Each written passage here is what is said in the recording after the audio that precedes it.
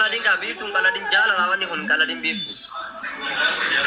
Maalin jedhee fikirin maalin duraan dursaani amma sirraa dhagaa. Eshi amma si faartaa dhageeffadhu. Bucheetoo biiftuutoo qaxaleetoo. Maalin sareedha moo bucheetoo naan jettu faal. Maalin akkas jettu bichee jechuu saree jechuudha kaa.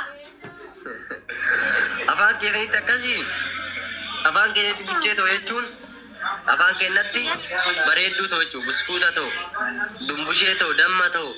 Buskuuta ennaa miti buskuunni kan nyaata sana kan taa'e. Biiftuu silaatti jaalala yoo baratoo dakkana nyaatta wallahi billa dhaarteerta. Maa inni harka keetiin harka kee akkamitti nyaadda?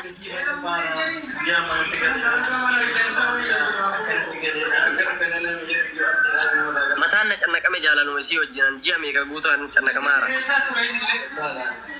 Haay mucaan maal ta'e? Maal rakkoo qabare? Dhiira bira jira. Gabayaadha gabayaa. Akka uummanni as jirtan kun taaptaa godha. Taaptaa godha manni kun hundi. Hundi keessan taaptaa godha.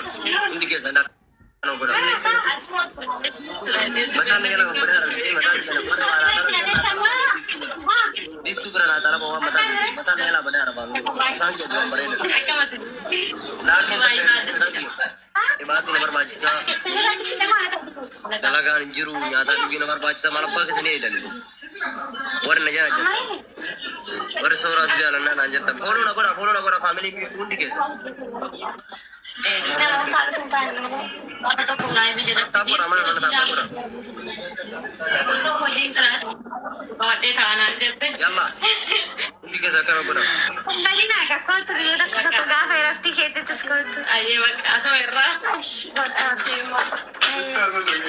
Ashi. Haa jillubu. Odaan jiru. Lagi pada tokkoffaa amantii na beektanii fayyaa qabu bakka hundatti argama ture dhugaadha. Dhukkubbiinii fi qosaa waliin waamsisu. Maaliif ilma Oromoo tokko gaafa rakkatu rakkata. Inni kuusatallee namoonni baay'een nageeqanii nyaata isaa turan galee garsiirattis muudiyyanti qabataa turan. Kun immoo ilmi namaa inni kuusataa hin dararama. Yoo fayyaa qabaate dagataa yoo fayyaa qabaate jijjiirama. Hariinuu biyya ormaa kanatti wal obboleewwan namni kamootu. Biyyatti wal hamuun wal galee biyya maataa namni qabsaawu tokko qabsaa'u maaliif namni hojii tokko dhaggeeffadhaa jireenya dhuunfaasaa jireenya sammuusaa jiraata. Sadhaa maqaa kootiin gadi baanii beekamtee dhoksuudha. Maddiin maal taate amma? Martiin seenaa dhukkusataan baay'ee bakka jaalala ibsataarra. Baay'ee itti uummata keetti biiftuu jaalala ibsataarra soorii. Dhaggeeffadhu. Martiin nyaachisa inni dhukkusataan jiru. Martiin nyaachisa inni dhukkusataan jiru. Nyaachise madrii kamtu nyaachise? Warra nyaachise gaafa ture ta'e. Kun qorichaa miti kun. Qoricha fudhataa dhufna ofii gochuu jira. Martii nyaachisan. Martii nyaachisan. Bara Oromoo Dubaay keessa sima tokkicha martii nyaachisanii. Sima tokkicha martii nyaachisanii akkamitti nyaachisan? Hin dhoorgitu biraa. Maa nyaata dhaqee mana namaatti nyaata. Obboleessu. Manuma namaa dhaqee nyaata maa nyaata? Dhaggeeffadhutti maa dhaggeeffadhu. Mana namaa dhaqee maa mana namaa dhaqee nyaata maa nyaata? Dhaggeeffadhutti maa. Eengaddaa nama qaama mootummaa keessa qaama seeraa keessa ture. Har'as immoo mormoo gosa jiidha malee nama mootummaa badhaasuu miti nama mootummaa keeku miti. Garuu uummanni kun uummanni basaaftuun qabsoo keenya nu dubbatti leebisanii waan gara garaa sirraa mootummaan keessaa bahe obboleettu nyaata harkeetiin hojjetattu harki maaliif namarraa nyaata kasii dhibamsiisan. Obboleessu dhaggeeffadhutti maa dhaggeeffadhu. Namni na nyaachise Oromoon hin beekaa. Oromoon ni beekaa akka nu kunuunsan namni wal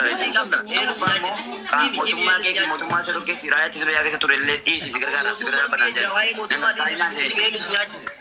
Eenyutu nyaachise amma dhaqee qabna. Eenyutu nyaachise himi. Dhaggeeffadhus tima. Dhaggeeffadhu. Dhaggeeffadhanii. Namoonni baay'een kaleessa iyyuu qaamaan nama barbaadaa turanii ofirraa dhukaan ture. Kaleessa dhufanii jechuudha boota hojiitti na dafaranii naan jechuudha. Ofii jeelaatti deebanii. Maatirraa barbaadan. Maaliif dhaggeeffadhu tima. Dhaggeeffadhu. Billaan bitadheedha akkana waraanee lafatti kadhatu qoonni siru seenaa turbana. Akkana lafatti kadhatu. Gara politikaa jettee maatti waan ta'eef lafatti kadhatu. Wallaahi ilaali waraanee akkana morma seeraa kata. Sigale tokkoffaa mana irratti dhaggeeffadhutti hima. Waa'ee poolitikaati.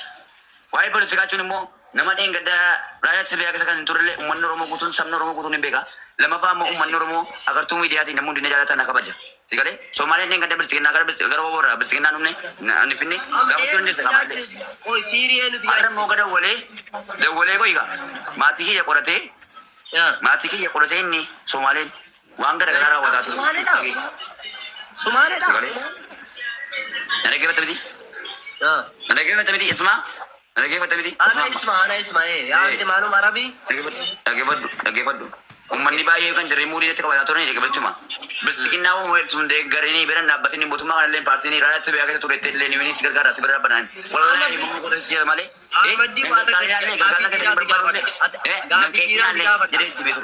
Habibi, adil madiratiin gaafii dhiiraa takka si gaafadha. Bilisiginna siirii sitti dalagimu. Sumaalee siirii sitti dalagimu. Eenyu siirii sitti dalagimu? Obboleessu dhaggeeffadhutti hima dhaggeeffadhu.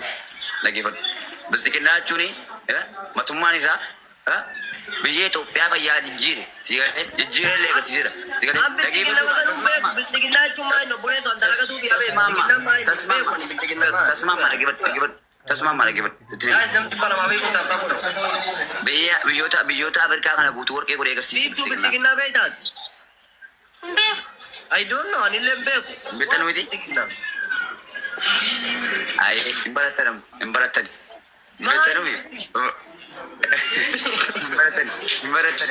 Ammas hin barsiifne. Amma abayyaa mootii sana nuufaa sin barsiisa. Haala bilisiginnaa yoo barachuu barbaadde. Ara barsiisuu beektaa? Sin barsiisa. Jirta as jira noo abbaa moolii jiraan kootu dhufuu beektaa? Abayyaa moolitti nufaa sitti himaa hin baratta kana rakkoon qabu. Ati wallaalummaa keessa jirta jechuudha. Dhalaa amma dhaggeeffadhaa uummata keenya. Wallaalummaa keessa jirta? Ammaddiin alaa barra an tooradha. Akkamii wallaalummaa keessa jirta? Maal jechuu yaaddetti?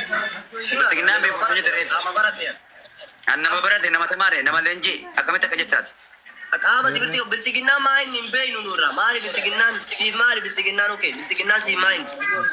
Siimaanni ani nama dheengadda mirga sabaa salamii hundayyuu qabachiisee eegaa ture. Sagalee biyyatti. As keessattis immoo bilisiginnaan maa inni siifii jedhee bara. Bilisiginnaan maa inni?